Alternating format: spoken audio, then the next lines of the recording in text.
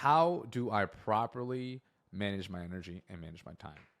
Now, we can go a little bit more deeper into like the different strategies, but I think I want to make sure we define that piece and like why it's so like crucial first before we even talk about like the tactics, right?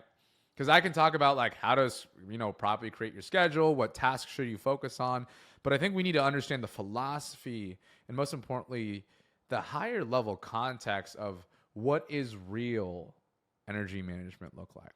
Does that make sense, Matt? Kind of in that idea behind it? Cool. Cool. So I think what's important for me before we like move on is let me also define what like energy and time management are because I think I don't know about you, but for you, Matt, like it kind of sounds a little bit like the same thing, right?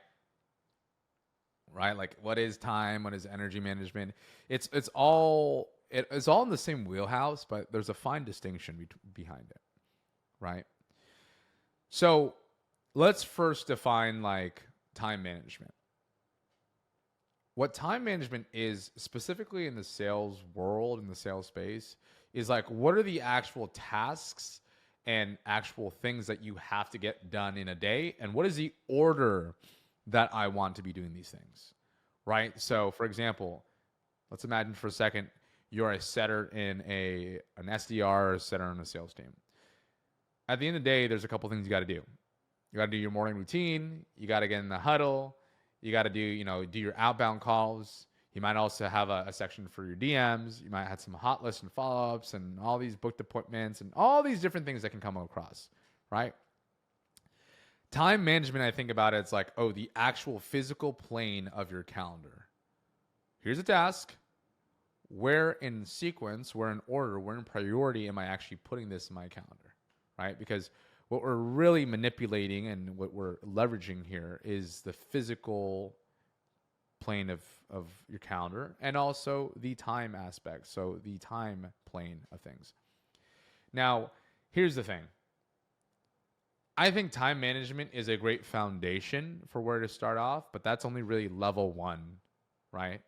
I think really good sales reps master time management, but really great sales pros, sales samurai, manage energy management on top of that, right? But that's how I would define time management is the physical plane and then obviously time, right?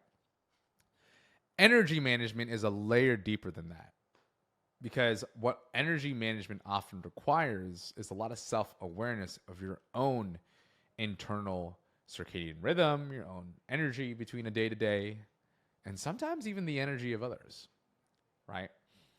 So I like to think about energy management as like two different categories, right? What is something that is going to be energy giving to you, and what is something that is going to be energy draining to you, right? Energy giving is any activity or task that when you complete this action item, when you complete this thing, you are actually filled with energy. Like you have like this high like passion for it, likelihood of it, or you actually increase in state after doing something. So for example, me personally, after a coaching call, after shooting content, like I get energy inside of me. So for some people though, the idea of, giving a coaching call or doing content is like the most exhausting thing. They do it like in the beginning of the day, and by the end of the day, they're already exhausted, right? So in the opposite, what is an energy draining is like when you do the task, you're just absolutely exhausted. So for me, one thing that's super exhausting is like admin work, right? Or like looking at a bunch of data and numbers. These are things that we sometimes always have to do or even are important for us necessity to do. But the actual act of like going out and doing it doesn't really make us happier. It actually makes us more actually lower in energy. And so that's an important piece is like defining what is giving us energy, what is draining us of energy.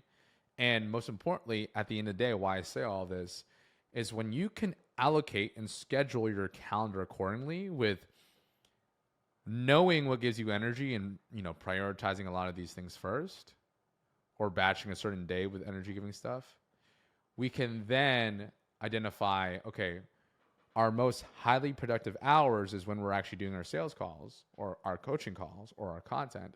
And our hours where we're maybe a little bit more drained, aka admin for me, I'm doing it at the end of the day when I don't need that much energy to actually execute on it.